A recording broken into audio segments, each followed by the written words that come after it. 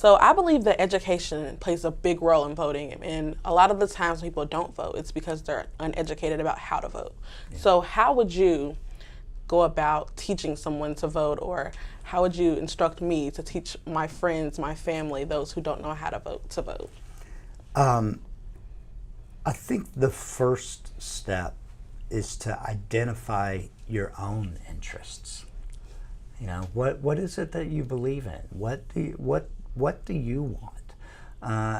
And one of the ways that people can do that is conversations with people that they love and respect, conversations with people who they know have expertise in things that they don't necessarily have expertise in.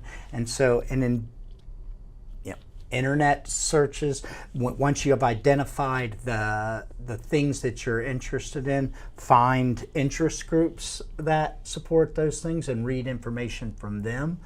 And I'll get to how to be careful about that. But before even doing that, I would start with the basic rules. Like I would look and go to your local Secretary of State's office website and figure out when are the elections, how do they work, how are the votes counted. All that information will be laid out there. And then from there, you can see which candidates there are.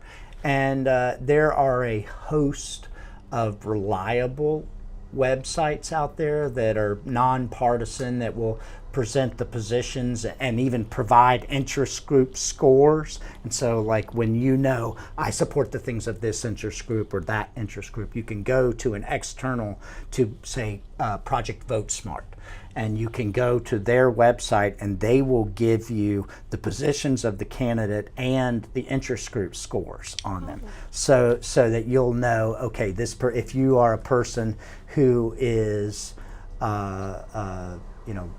wants to see stronger restrictions against gun ownership or new laws, you can find out where they, you can look and see if the NRA gives them a very poor rating, and then or if you're a person who is pro-life, you can go and look and see what the interest groups that have rated them. There's a whole range of things you can do, and it's really not that hard and not that time consuming to figure that out, and to just go through and do some basic research on the candidates.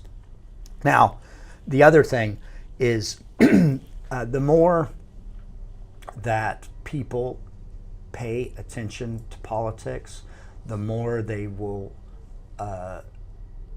understand the partisan positions on issues.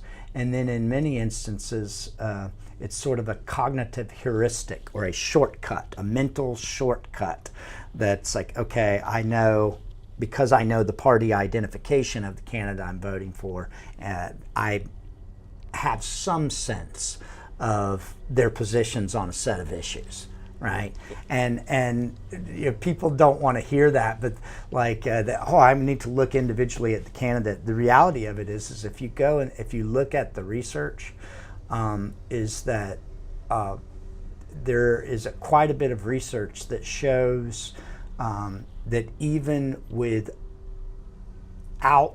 the issue position known, that people make the right choice, meaning they pick the candidate who ends up with similar positions to them, even without knowing the positions of that candidate through party ID.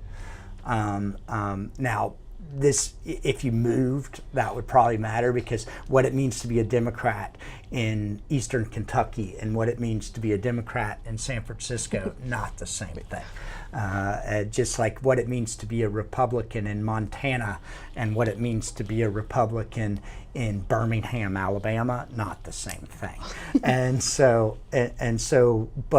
But if you pay enough attention to local partisan politics, you'll get a sense of that, so that when there's 20 elections on the ballot, sometimes party ID is a a good starting point, I'd say, for getting some sense of what the candidates' positions are and how they may align with your own interests.